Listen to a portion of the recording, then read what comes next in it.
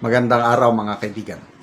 Bigyan natin ng reaction opinion itong pahayag ni ex-congressman Brigadier General Reserve Mike Romero tungkol sa issue sa kanyang mga awards na lahat daw ibinigay sa kanya, walang bogus. May mga papeles, may mga orders itong aking mga award. Okay. Sige, tingnan natin ha. Update lang tayo sa ating fund drive for the brave 14 plus 3 Marines. Nakaipon na tayo ng 102,000 pesos sa ating GCash at i-deposit na naman natin sa kanilang bank account anytime today. Yung unang na-deposit o naipadala sa kanila, total na po ng 630,000 pesos. Sa mga gusto pang tumulong, ito po yung ating GCash number 0966-265-8480. Ivan Henry Sibog ang pangalan. Echo Victor Alpha November yung Ivan. Sibog Sierra India Bravo Uniform Golf. Sa mga nakatira sa abroad na magpadala sa GCash dito, na ito is ang city address niya is Cagayan de Oro City at ang kanyang street is Barangay Patag. Okay. So ito, nagsalita na po si ex-congressman Mike Romero, isang lawyer, tinawag siya na the most decorated military personnel in our nation's history. Kasi nga, mas marami yung award niya kumpara sa ating combat veteran AFP Chief of Staff General Navarrete.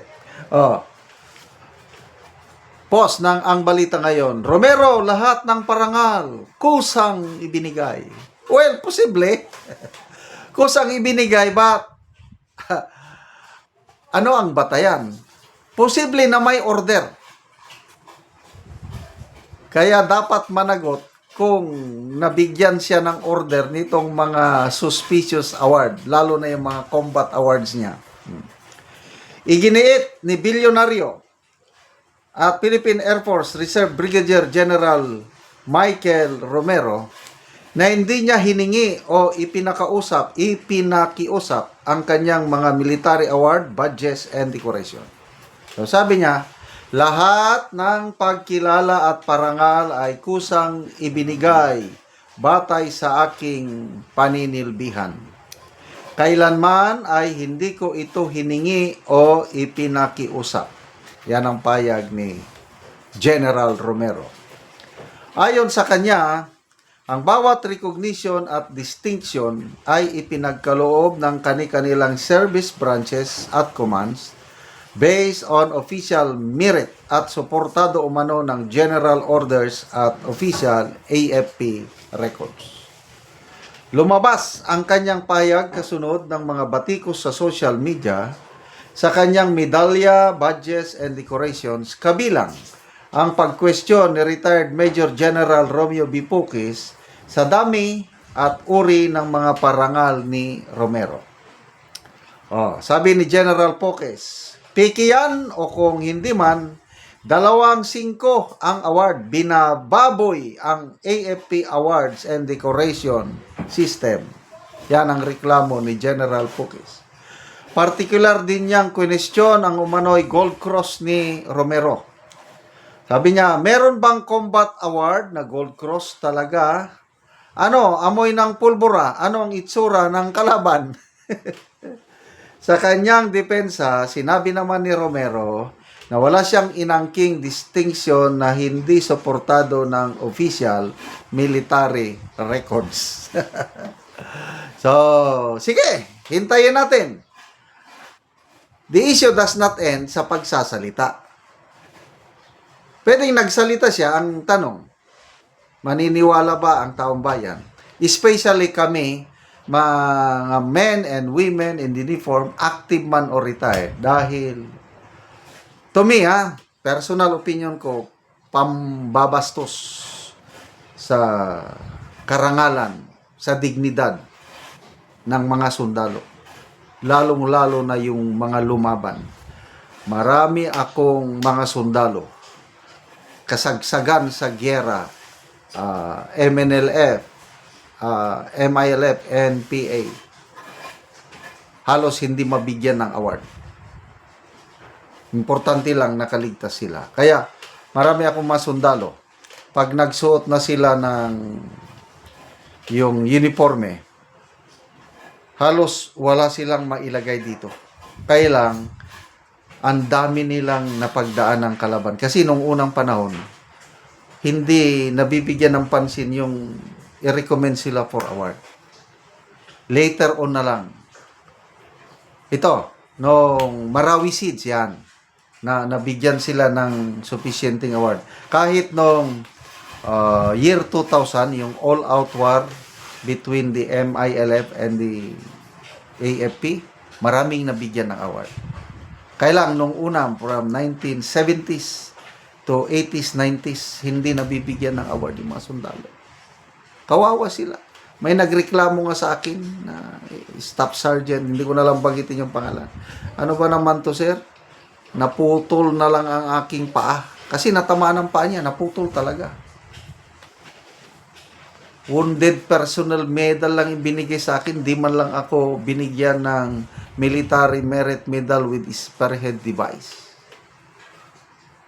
Tama. Kitang-kita ko, putol yung paa ng sundalo, lumaban, natamaan. Wounded Personnel Medal lang ang ibinigay.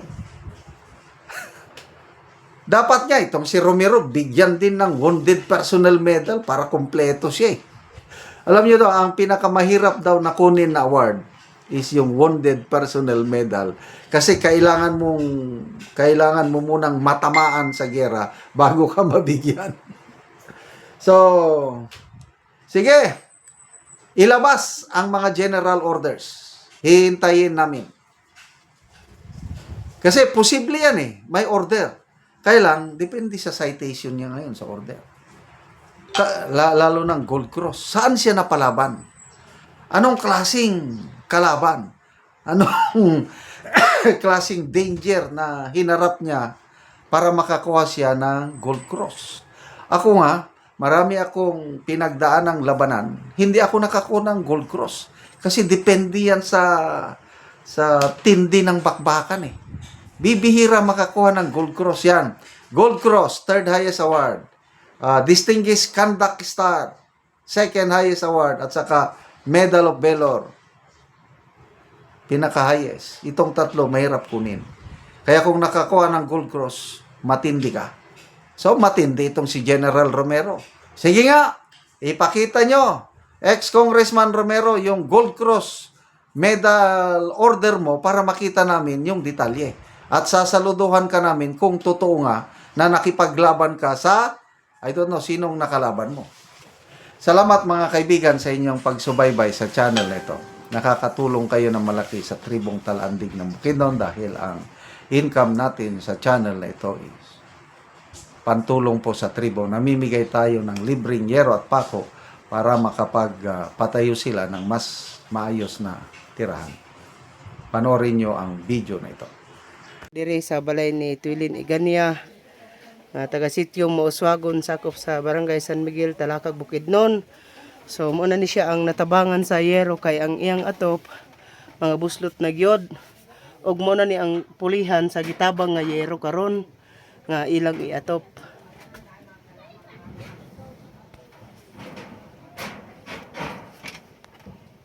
So muna ni ang itsura sa ilang pagpuyo, sa ilang katuluganan. So ulan na nagyud sila kung mag-ulan.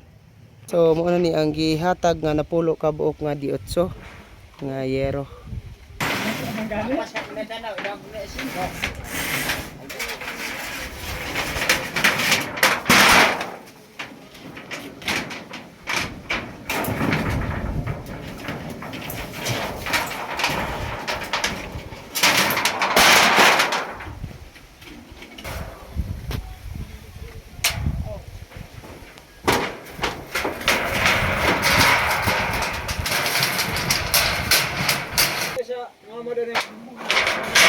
Karadag ko 15 mo kagahan.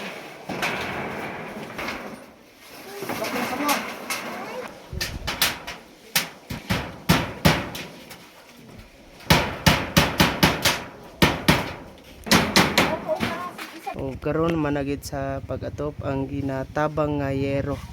So makita gyud nato nga nindot na. Ang una, salamat gid sa Ginoo nga natabangan may Mm. aning ang atop kay nga buslot na. Mm. O pasalamatan sad nako si Sir Macanas. Tanan sad nga nag-sponsor diri sa sitio Mauswagon, Proxibin. Salamat gid kayo. Salamat kayo.